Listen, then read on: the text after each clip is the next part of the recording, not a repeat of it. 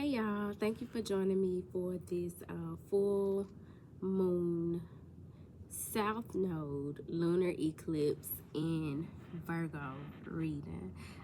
If it's your first time joining me, my name is Keita, and if you are a returning viewer, welcome back. Shout out to all of my to thine own self be true cohort members, as well as my Patreon people. This is definitely a moon to tap in with and pay attention to. Not that you shouldn't with all of them, especially as you are aligning with your feminine energy, and the moon represents femininity, feminine energy, and governs our emotions. But this one, fresh off of the annular solar eclipse that we just had on February 17th, is important because it's the culmination, so to speak, of those energies. So we're gonna get straight into it. I'm not gonna be pulling any cards for this particular message. I am going to be closing us out with a message from the Astrology from the Soul book by Jan Spiller, and I've shared information with you guys from that book before. It's basically outlining the North Node energies and South Node energies, and yeah, we're gonna get into it. So let's break this thing down like a fraction first. We got a full moon. Full moons being all about releasing. So know that that will be a key theme and something that we should be intentional about during the time of this full moon lunar eclipse in Virgo on March 3rd. Of course, you have the shadow period, which is 3 days before. So that's about what, February 28th, March 1st. And then there's 3 days after. So March 6th, March 7th. The remnants of that energy will still be in effect. So we're releasing, which means we're doing release work, whether that's a spiritual bath to cleanse and clear your energy and release, to purify, detoxing our bodily systems, purifying, burn lists. There's a myriad of ways that you can release. And so we want to be intentional about doing that, not only like spiritually, but practically releasing, detoxing your space, your home, letting go of relationships that no longer serve you, habits that no longer serve you, being in environments that no longer serve you. This is a matter of letting those things go, surrendering and releasing. Full moons are representative of endings, because when you release, something ends. So be mindful of that as well. It being a lunar eclipse, this is an energy of exposure and acceleration. And so there are things being exposed, and also there are things in our lives that are speeding up. So that doesn't necessarily mean that it'll be something negative. You know, you might be exposed to some good news or an opportunity. For many of you, it will be emotional, as the moon governs our emotions, and it being the full moon, that is when the moon is at the height of its energy. It's potent, it's full, and so it may be a very emotional time. But it being a south node lunar eclipse, the nodes give us information about and help us to move forward. Like the north node is pertinent to our future, how to move forward towards our most aligned, destined future, our sacred contract.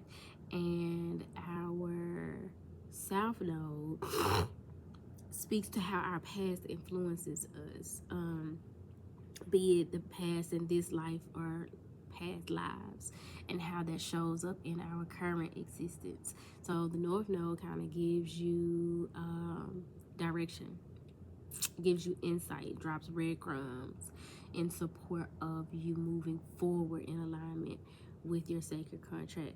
The South Node is telling you how contracts prior to this one have affected where you are now, and in essence what to move forward from. And so we want to be mindful of that. This South Node lunar eclipse is not only going to be exposing and accelerating, but it's going to be exposing karmic patterns, those things that need to be released. It's going to be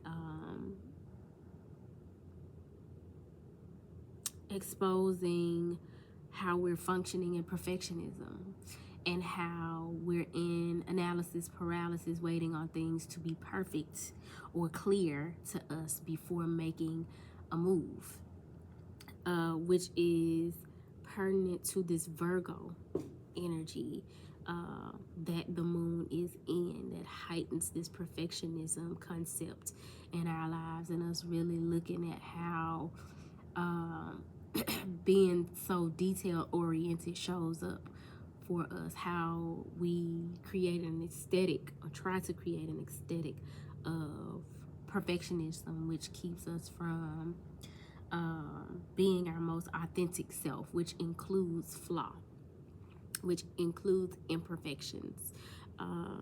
So what are you holding on to for the sake of trying to have everything perfect or appear perfect in some way? Virgo, that's an earth sign.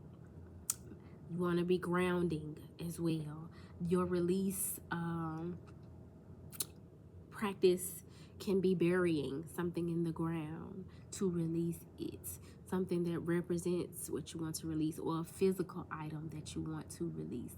Grounding and earthing will be important as you want to connect with this earth energy. Again, Virgo being an earth sign and it being pertinent to the body and things of an earthly nature, great time to detox, whether it's a no meat detox, or all water fast, or just to cleanse out your digestive system in your body, to do a heavy metal detox, a foot detox.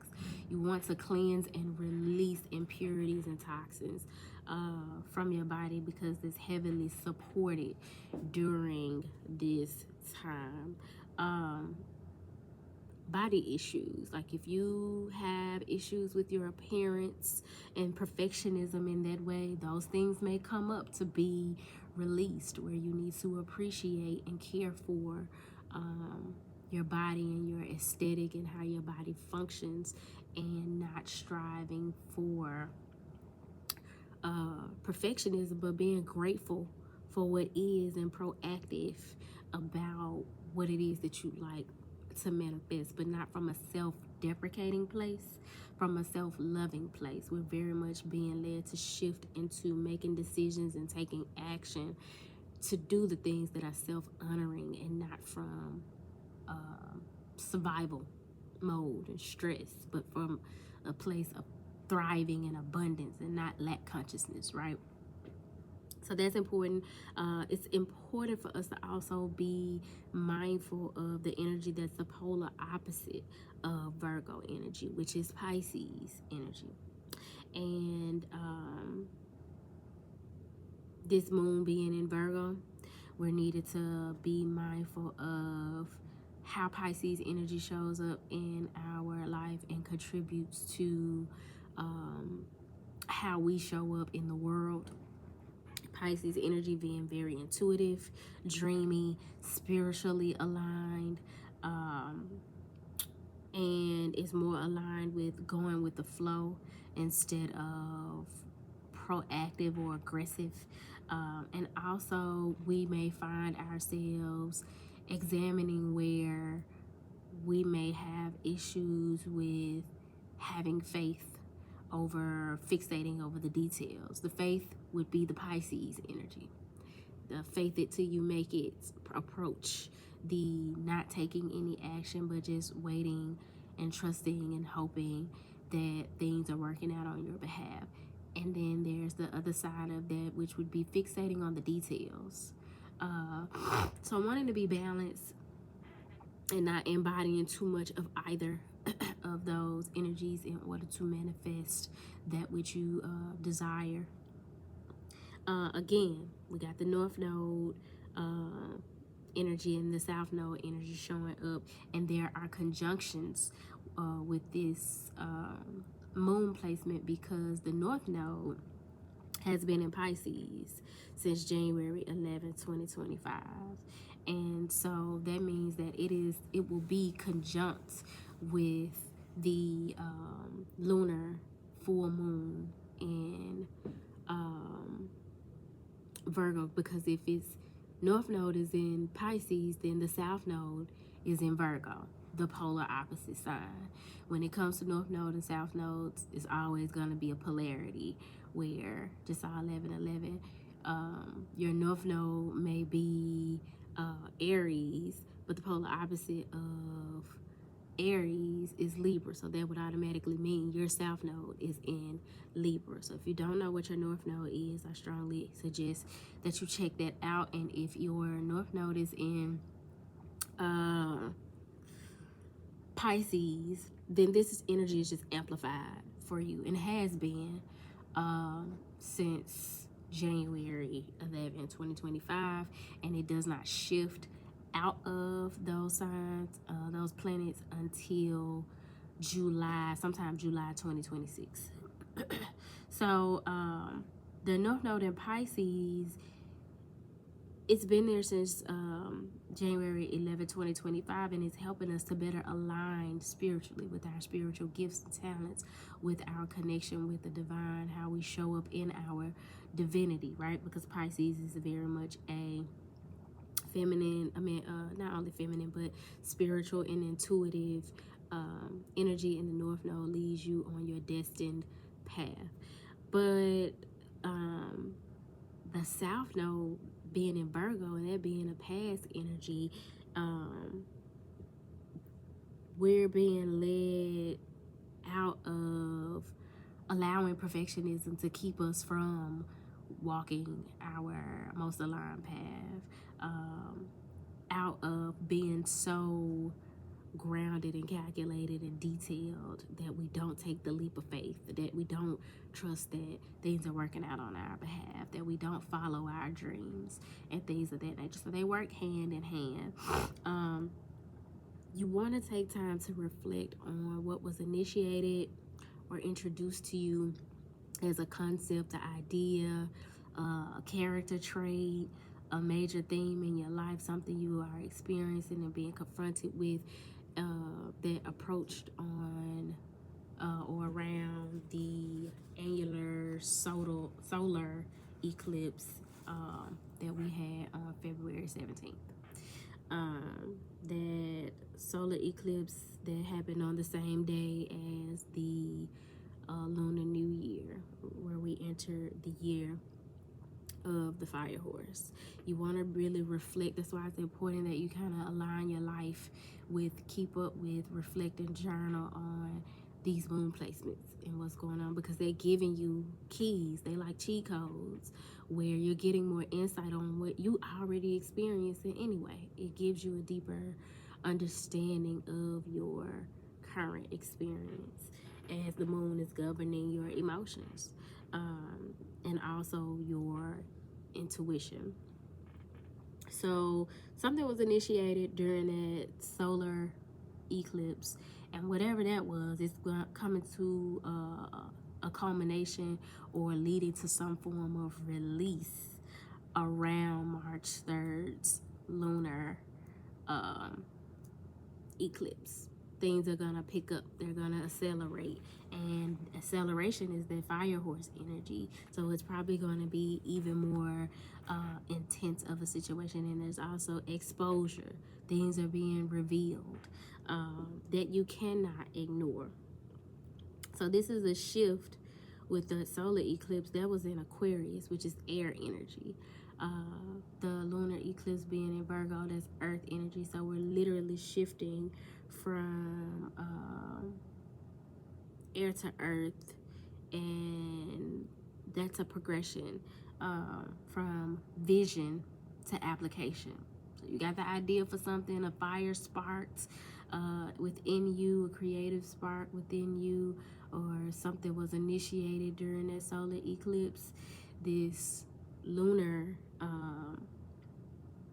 eclipse in Virgo, you're going to be intuiting how to apply it, how to put it into fruition, to ground it with this Virgo energy. But be mindful not to dwell on the details too much to where you don't get nothing done, or you stress yourself out to the point where it affects the quality of whatever it is that you're manifesting.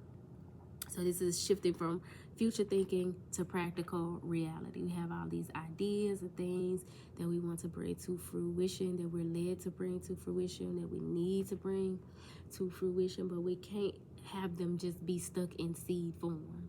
We have these feelings about things and people, and they can't just be stuck at that particular junction where they're just in the etheric realm, they're just in the spirit realm. We have to do the necessary to bring them into fruition, into our 3D reality. And so this is very much going to support us with it.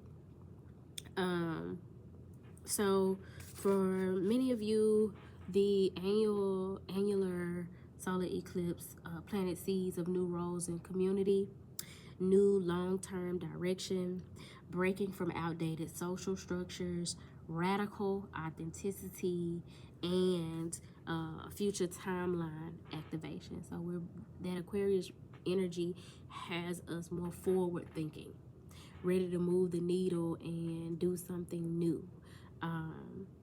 And for many of us, do it in a way that we've never seen it done before, to break outdated social structures and systems. Systems are collapsing. So these are things that are going on collectively as well as individually within our lives. This lunar Virgo eclipse is going to ask you, can your daily life actually support the future you've been envisioning? Whatever was initiated, whatever forward thinking that you have in mind, whatever seed has been planted within you, you're needed to assess whether what you spend your time, your energy, and your resources on is conducive to having it. What changes need to be made, what needs to be released in order to bring that thing to fruition. So like me, for instance, I have an idea for a few things that I'm wanting to bring into fruition. In order to do that, I gotta buckle down. I gotta be more mindful of how I'm spending my time and where I'm placing my energy. I have to be very intentional about how I'm moving in order to get that thing from seed form to fully blossoming and being a garden that the people I intend to benefit from it can get sustenance from it. That requires some Virgo energy on my part. And it requires some releasing. It requires getting rid of some distractions. It requires prioritizing some things, especially as it relates to my health, my mental health, and my schedule. So keeping those things in mind, you may find yourself clearing out outdated routines, releasing perfectionistic coping strategies. You always want to be mindful and ask yourself, hey, the way I'm responding to things, am I coping or am I healing? Am I procrastinating and hesitating for the sake of coping, or am I being proactive about healing this thing? Am I slapping a band-aid on this situation, or am I making changes that are going to benefit me in the long term?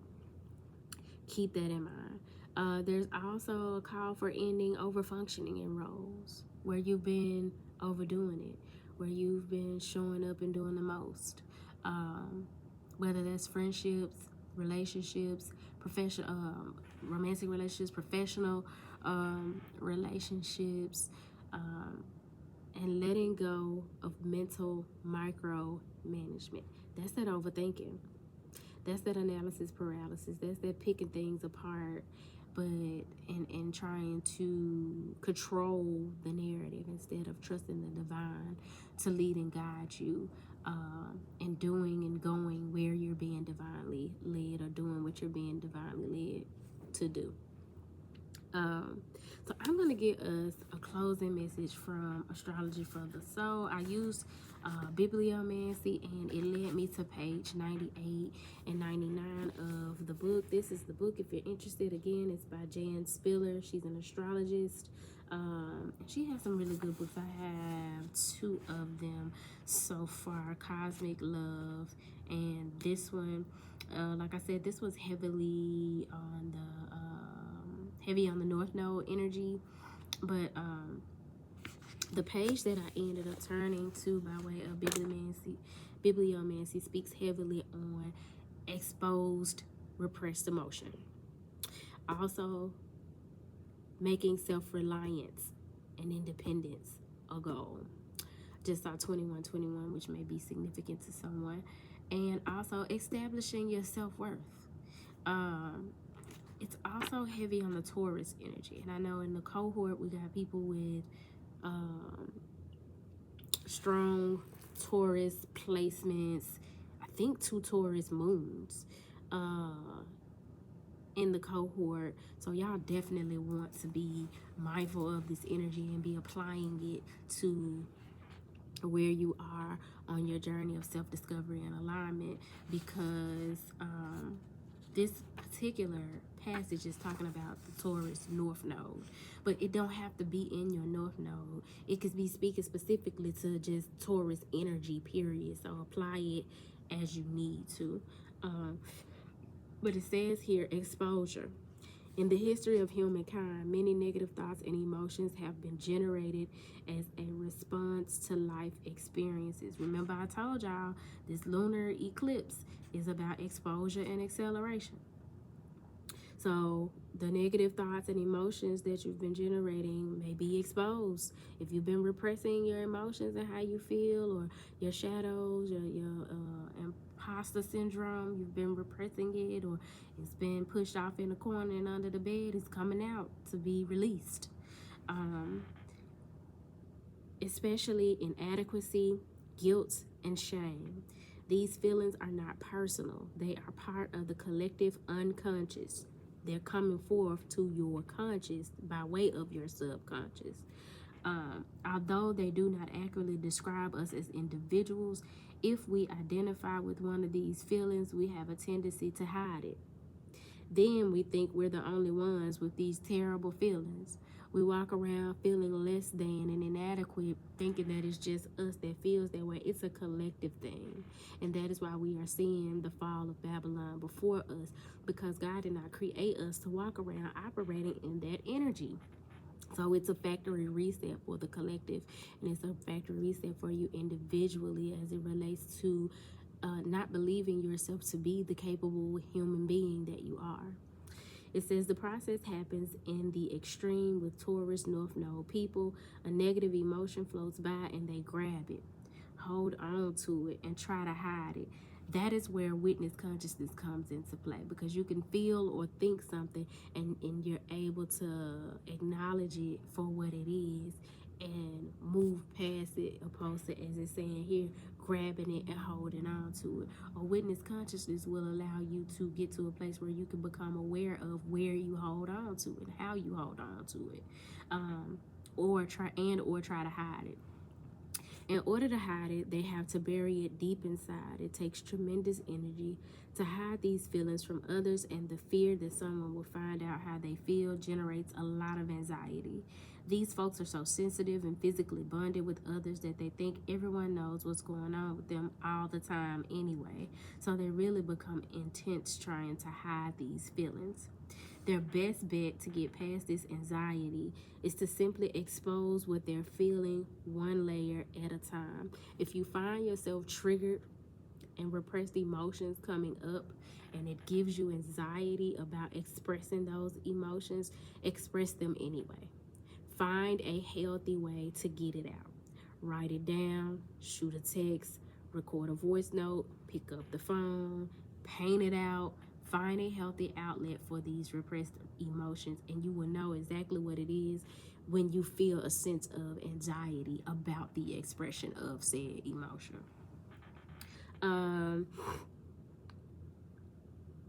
Their best bet to get past this anxiety is to simply expose what they're feeling one layer at a time. When they expose it, they can release it. The light will dissipate it. They should practice revealing their feelings in non-threatening situations where they feel a certain level of trust with the people involved, although any situation will seem threatening when they first take the risk. Another thing that's coming to mind is I have here on Patreon a violet flame meditation. You all need to use that resource should you find yourself in this position by way of this full moon lunar eclipse, because the violet flame helps to purify our hearts and our light body of the type of energy that's being described here, that repressed emotion and karmic energy that's coming up to be released. They may start out, there's something I want to share with you, and I feel a certain amount of fear in saying it. That peels off one layer. Then I feel anxious inside, and I'm not exactly sure why. It's like there's some kind of feeling going on underneath the anxiety, and I'm not sure what it is. That peels off another layer. As each layer is exposed and released, the next layer makes itself apparent. Gosh, I guess what's going on is that for some reason I seem to feel a sense of inadequacy in this situation. Period. That's it. Once it's exposed, it dissipates. There's no more anxiety, no more feeling inadequate. The whole thing is released. Through this process, Taurus North Node's inner negative feelings are permanently discharged, and they begin to experience less anxiety in all their interactions. Now, we're talking about emotions, but we wrestle not against flesh and blood, but against spirits and principalities. And so this is a very spiritual way to go about ridding yourself of those type of energies for good. These are things that you've been carrying probably from lifetime to lifetime, and this is doing the necessary, being vocal, using your throat chakra, speaking from your heart chakra, to express that which makes you feel inadequate, and that you've not wanted to be exposed, so that you can be free from it and not carry that baggage. The goals are self-reliance. Taurus North Node people are not allowed to rely on others for success in this lifetime, because they need to learn to rely on themselves. Again, we're not talking specifically about Taurus North Node people, but we are talking about Taurus energy. So take it how it resonates. And these are energies that are going to be prevalent during this lunar eclipse. Thus, when they count on another person's energy to create what they want and it doesn't turn out according to their high expectations, it's one more reminder from the universe that they are not allowed to rely on others for their sense of self-worth. The irony is that once they learn to rely on themselves, others rally around to help them reach their goals.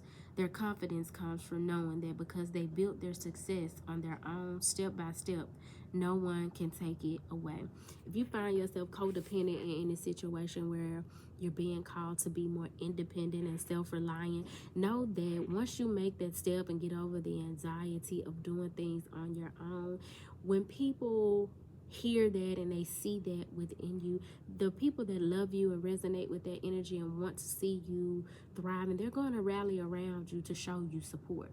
They're going to rally around you, and you won't have to be leaning and depending on a particular person or a particular thing to help you. You can still stand in your independence and have the support of those who want to see you succeed. But you have to take that step first. As a sovereign being. So don't let your codependencies to stifle your growth, because the next chapter for you is heavy on the self-reliance. Establishing self-worth. When Taurus North Node people look to others to acknowledge that they have power, they won't feel like they have any. When they realize that their power is within them, they have a lot. Part of claiming their power involves understanding their own value. They don't have to work to become something valuable. Their value is inherent. Who they are is a gift they bring to the planet. Who you are is a gift that you bring to the planet. And so it is important that you stand sure-footed on your worth. Know who you are, what you bring to the table, that you belong at any table that you sit at, and that you are a part of the whole. You are a part of the one. You are not an outsider. You are not a black sheep. You are very much worthy. But I can tell you that all day long. That's something that you have to believe and embody in order to progress along your journey. But their value, your value, is inherent. Who they are is a gift they bring to the planet. Their own sense of self-worth is the one thing they can hang on to amid the constant shifting of public opinion. When these folks let others determine their worth, they're on a roller coaster. I had a client with this nodal position who was working with endangered species. She had to bring a change of clothes each day because in handling the animals, her clothing would become soiled and smelly. One day, she forgot her other clothes and had to wear her work clothes home, and she had to bring a caged animal with her that day. As she waited to catch the ferry boat, she noticed that other people gave her a wide berth and treated her with disdain. Then a friend who was in the new car business and needed to transport 3 autos on the ferry asked if she would drive one of them on board. When she climbed into a brand new Lincoln Continental, she noticed the attitude of people on the ferry shifted.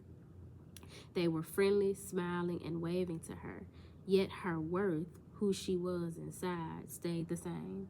She could recognize how invalid it is to let other people determine her worth.